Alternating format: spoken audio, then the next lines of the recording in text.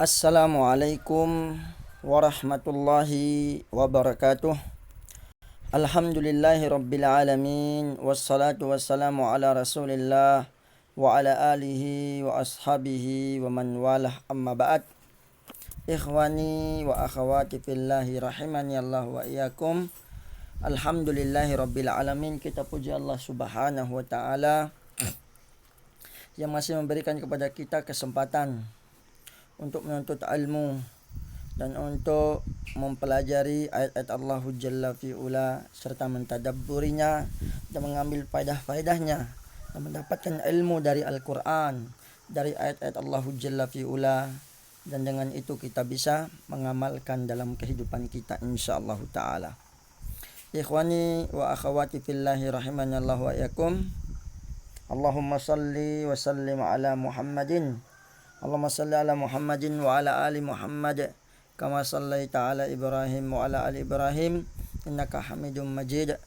Allahumma barik ala Muhammadin wa ala ali Muhammad kama barakta ala Ibrahim wa ala ali Ibrahim innaka Hamidum Majid. Naam ikhwani wa akhawati fillah rahimanallahu wa yakum. Pada kesempatan ini adalah pertemuan kita yang ketujuh. Kita akan melanjutkan bacaan kita dan kajian kita tafsir Ibnu Katsir pada surat Al-Kahfi, surat yang ke-18 ya, ayat yang ke-18 juga. Alhamdulillah, di pertemuan selanjutnya sudah kita kaji bagaimana pintu gua itu berhadap ke sebelah utara, yang mana di dalam gua tersebut ada tempat yang sangat luas di mana mereka tidur di dalamnya. Ini merupakan tanda-tanda Allah Jalla fi'ula, dan siapa yang Allah berikan petunjuk maka itulah orang yang mendapatkan petunjuk yang sesungguhnya, dan siapa yang disesatkan oleh Allah maka tidak ada seseorang pun yang bisa memberikan petunjuk baginya. Ikhwani wa akhawati fillah rahimanallahu wa iyakum. Kita masuk ke ayat yang ke-18 ya. Kita baca dulu sebagaimana biasa. A'udzu billahi minasyaitonir rajim. Bismillahirrahmanirrahim. Wa tahsabuhum aiqadzan wa hum ruqud wa nuqallibuhum dzatal yamini wa dzatas shimali wa kalbuhum basitun dhira'aihi bil wasid. Lawit tala'ta alaihim lawallaita minhum firaran walamuli'ta minhum ru'ba. Naam. Dan kamu mengira, tahsabuhum, kamu mengira mereka itu aiqadha, bangun, wahum ruqud, padahal mereka itu berada dalam keadaan tidur. Wa nuqallibuhum datal yamini wa datas shimal, dan kami bolak-balikkan mereka ke kanan dan ke kiri. Wa kalbuhum basitun dhira'aihi bil wasid, dan anjing mereka, Masya Allah, mengunjurkan kedua lengannya ke muka pintu gua ya, ke muka pintu gua. Lawit tala'ta alaihim, dan jika kamu menyaksikan mereka, lawallaita minhum firara, maka kalian akan berpaling untuk melarikan diri. Wala muli'ta minhum ru'ba, dan tentulah hatimu akan terpenuhi dengan ketakutan terhadap mereka. Masya Allah ya. Di ayat sebelumnya kita sudah jelaskan ya, pintu gua tersebut sebelah utara, dan menurut arkeolog Arab sudah dengan kegigihan mereka mendapatkan bahwa gua ini berada di Yordania. Nah, berarti kiblatnya di Yordania berarti hadap ke selatan ya. Semoga bermanfaat. Kemudian sebagaimana sudah kita jelaskan di pertemuan yang sebelumnya, pertemuan tentang bagaimana bukit yang ada pada gua tersebut, namanya bukit tersebut Banglius ya, sedangkan gua itu namanya Haizam, adapun anjingnya namanya Hamron, di dalam pertemuan-pertemuan sebelumnya, untuk sebagai murajaah kita. Naam. Ikhwani wa akhawati fillah rahimanallahu wa yakum. Sebagian ahli ilmu mengatakan bahwa setelah Allah menimpakan tidur pada telinga mereka, fadarabna ala adanihim fil kahfi sinina adada, maka kami tutup telinga mereka, ya, sebanyak beberapa tahun. Mata mereka tidak terkatup.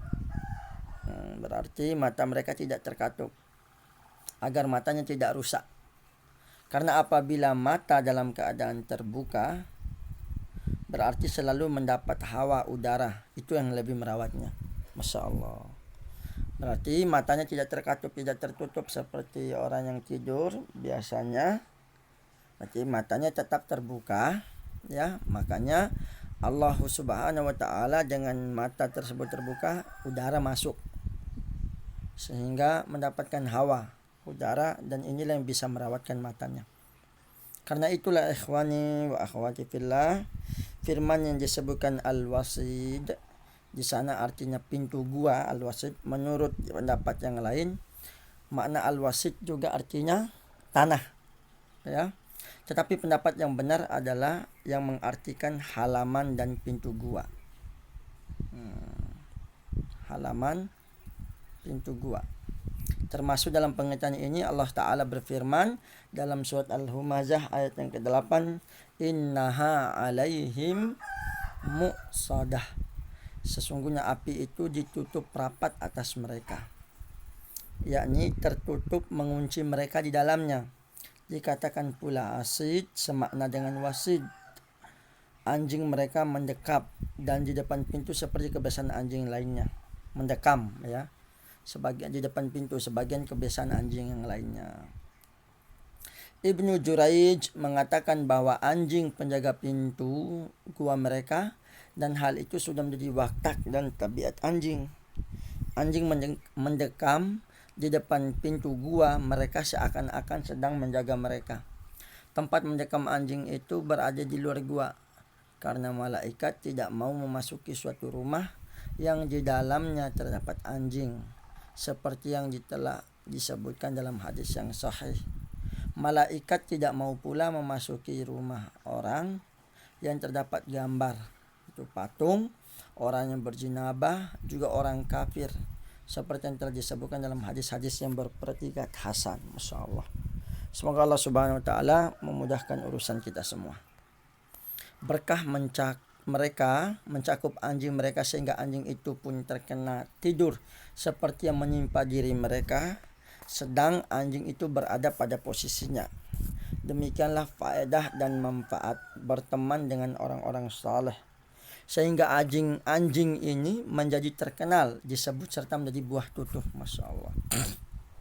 Anjing pun yang kita tahu bagaimana hewan anjing, tapi karena dia berteman dengan orang saleh, berteman dengan fityatun amanu, pemuda-pemuda yang beriman, sehingga apa? Maka anjing pun disebut di dalam Al-Quran, menjadikan buah bibir untuk diucapkan. Nah, begitulah ikhwani faedah kita berteman dengan orang saleh, ya. Ad-dinu ala al-maru ala dini khalilih, kama qala sallallahu alaihi wasallam. Seseorang itu tergantung pada agama temannya. Nah, inilah penting kita mengambil teman yang baik, ikhwani wa akhwati fillah rahimanallahu wa yakum. Menurut suatu pendapat, anjing itu adalah anjing berburu milik salah seorang pemuda tersebut. Dari sekian pemuda ini ada yang memiliki anjing. Nah, dikatakan di pendapat salah satu pendapat yang di pertemuan sebelumnya, nama anjing tersebut Hamran, ya. Hamran. Dan anjing ini adalah milik salah satu pemuda yang fityatun amanu tersebut, ashabul kahfi, yang beriman tersebut. Ikhwani wa akhwati fillah rahimanallahu. Menurut pendapat yang lain juga, anjing itu adalah milik juru masak raja. Masyaallah. Milik juru masak raja. Lalu juru masak itu bergabung dengan mereka dan anjingnya mengikutinya.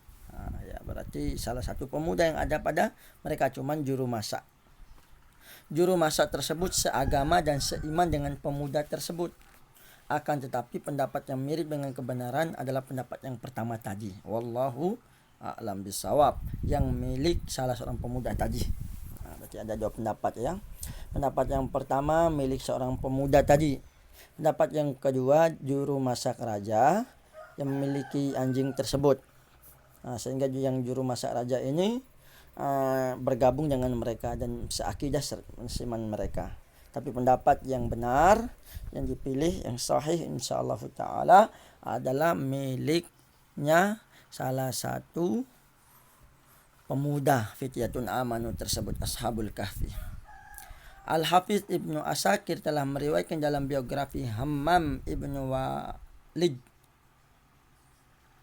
Ad-Dimashqi bahwa telah menceritakan kepada kami Sadaqah Ibnu Umar Al-Ghassani telah menceritakan kepada kami Abbad Al-Minqari, ia pernah mendengar Al-Hasan Al-Basri mengatakan bahwa nama domba yang disembelih Nabi Ibrahim adalah Jarir. Nama domba yang disembelih oleh Nabi Ibrahim sebagai pengganti Nabi Ismail saat itu Jarir. Nama burung hudhud Nabi Sulaiman adalah Umfuz. Nah, ini perlu dihafal ya untuk kita mendapatkan ilmu ya, nama-nama. Nama anjing para pemuda penghuni gua adalah Qitmir. Di pendapat yang lain kemarin Hamran, sekarang Qitmir. Dan nama anak lembu yang disembah kaum Bani Israel itu adalah Bahmud. Bahmud. Nabi Adam alaihi salam diturunkan dari surga itu ke India, sedangkan Siti Hawa diturunkan ke Jeddah. Iblis diturunkan ke Desbisan, sedangkan ular yang menggoda Nabi Adam Siti Hawa diturunkan ke Asfahan. Masya Allah. Nah, itulah beberapa ilmu-ilmu tentang nama-nama yang diriwayatkan dari Hasan Al-Basri. Kita ulang, Hasan Al-Basri mengatakan bahwa nama domba yang disembelih oleh Nabi Ibrahim adalah Jarir. Nama burung hudhud yang di mana hudhudnya Nabi Sulaiman saat itu namanya Umfuz. Nama anjingnya Ashabul Kahfi itu namanya Qitmir. Nama anak lembu yang disembah oleh kaum Bani Israel saat itu adalah Bahmud. Nabi Adam alaihissalam diturunkan dari surga di dunia ini adalah di India. Sedangkan Siti Hawa, yakni istrinya Hawa alaihissalam, diturunkan di Jeddah. Iblis diturunkan di Desbisan. Sedangkan ular yang menggoda Nabi Adam dan Hawa ya diturunkan di Asfahan.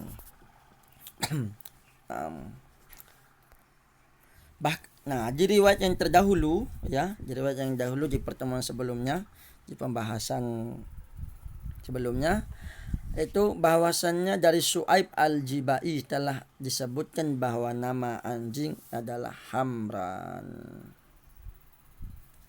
Nah, berarti ada dua ya, ada Qitmir, ada Hamran. Nah, para ulama berbeda pendapat tentang warna bulu anjing itu. Pendapat mereka berbeda-beda, tetapi tidak ada faedahnya dan tidak penting. Ibnu Katsir. Bahkan termasuk hal yang dilarang karena semuanya hanya berdasarkan dugaan belaka tanpa sandaran. Naam. Firman Allah Subhanahu wa taala dalam ayat ini, lawit tala'ta alaihim. Nah, masyaallah ya. Lawit tala'ta alaihim lawallaita minhum firarau wala mulita minhum ru'ba. Ya, lawit tala'ta alaihim, dan jika kamu menyaksikan mereka tentulah kamu akan berpaling. Lawallaita minhum firara, dalam melarikan diri. Wala mulita minhum ru'ba, dan tentulah hati kamu akan dipenuhi dengan ketakutan terhadap mereka. Masya Allah. Yani Allah Ta'ala menyelimuti diri mereka dengan wibawa. sehingga tiada seorang pun yang melihat mereka melainkan hatinya akan merasa takut. Allah telah melindungi mereka dengan rasa takut dan wibawa yang hebat, agar tiada seorang pun berani mendekati mereka, dan tiada satu tangan pun yang dapat menyentuh mereka hingga tiba masa terbangunnya mereka dari tidurnya, sesuai dengan apa yang dikehendaki oleh Allah Ta'ala. Dalam peristiwa itu terkandung hikmah dan bukti yang jelas tentang kekuasaan Allah dan rahmat yang luas. Masya Allah. Ikhwani wa akhwani fillah rahimanallah wa iyyakum. Di ayat ini Masya Allah, wa tahsabuhum aiqadhan wa hum ruqud wa nuqallibuhum datal yamini wa datas shimali wa qalbuhum basitun dira'aihi bil wasid. Law tala'ta alaihim lawallaita minhum firara wa lamulita minhum ru'ba. Nah, kita bisa simpulkan ada beberapa pendapat yang tentang tentang nama anjing, ya. Pendapat yang disebut dari Hasan Al-Basri namanya Qitmir, ya. Sedangkan pendapat yang dari As-Su'aib Al-Jibai namanya Hamran, ya. Nah, bahkan anjing tersebut, Masya Allah, faedahnya orang yang bahkan nama anjing pun karena dia berteman dengan orang soleh itu pun disebut, Masya Allah, dalam Al-Quran disebut seterusnya sampai hari kiamat. Sehingga faedahnya adalah kita harus berteman dengan orang yang soleh. Orang soleh itu fityatun amanu tersebut. Kemudian ikhwani wa akhwani fillah rahimanallah wa iyyakum, kita juga bisa mengambil beberapa faedah dari ayat ini, yaitu mata mereka tidak terkatup. Mata mereka tidak terkatup, maksudnya tidak tertutup, sehingga kalau kebuka makanya angin bisa masuk, itu bisa merawat mata mereka. Nah, inilah sebuah karunia Allah Subhanahu wa taala dan tanda kekuasaan Allah Subhanahu wa taala atas mereka. Adapun al-wasid, kata al-wasid di sini sudah kita tahu tadi bahwa ada mengatakan tanah, tapi pendapat yang lebih tepat itu adalah halaman dan pintu gua. Nah, wa qalbuhum basitun dira'aihi bil wasid. Nah, ini anjing yang menunjukkan kedua lengannya mendekam, ya, di muka pintu gua. Nah, dikatakan di luar pintu. Nah, semoga dari beberapa pembahasan ini, ikhwani wa akhwati fillah, semoga Allah Subhanahu wa taala memudahkan urusan kita, dan semoga Allah Subhanahu wa taala menjadikan kita bertambahnya ilmu kita sebagai bekal untuk amalan kita di dunia. Semoga Allah Subhanahu wa taala memudahkan urusan kita semua. Wassallallahu ala nabiyina Muhammadin wa akhiru da'wana alhamdulillahirabbil alamin. Subhanakallahumma wa bihamdika asyhadu an la ilaha illa anta astaghfiruka wa atubu ilaik. Assalamualaikum warahmatullahi wabarakatuh.